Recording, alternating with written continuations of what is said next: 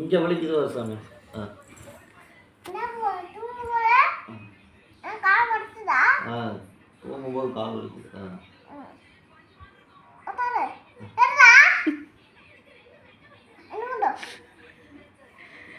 இந்த கால் போகுது, இந்த கால்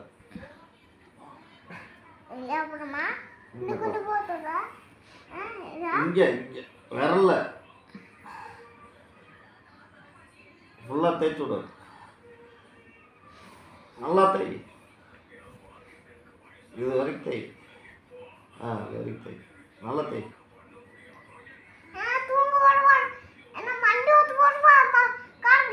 ஆமாம், வண்டி ஓட்டும் போது கால் வலிக்குது.